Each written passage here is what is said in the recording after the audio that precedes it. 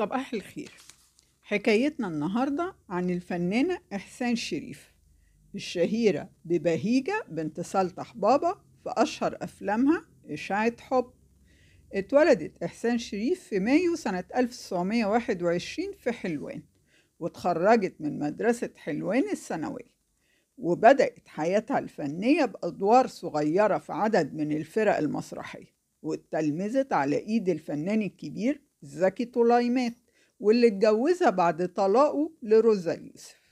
وبعد انفصالها عن زكي طليمات اتجهت إحسان شريف للسينما، وظهرت أول مرة على الشاشة في فيلم هدية سنة 47، وبعدت بعدها عن السينما لمدة 5 سنين، وبعدين رجعت للسينما في فيلم قلبين، وشاركت بعده في أدوار صغيرة لحد ما شاركت بدور مميز في فيلم أين عمري، وده اللي خلى المخرج فطين عبد الوهاب يديها دور بهيجة بنت سلطح بابا.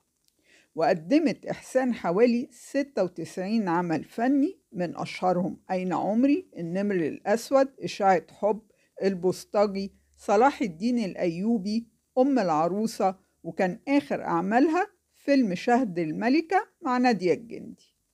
والمعروف عن الفنانة إحسان شريف إنها كانت بتحب تثقف نفسها، وكانت بتحب القراية جدا، ويقال إنها قرت أكتر من 1000 كتاب بأكتر من لغة، وإنها نجحت في إنها تعلم نفسها فرنساوي وإنجليزي.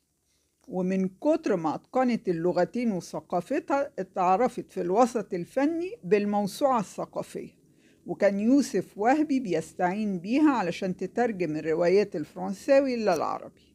وعلمت إحسان شريف اللغات لعدد من الفنانات زي شادية، نجلاء فتحي، نورة، ماجدة، زبيدة ثروت، وفاتن حمام.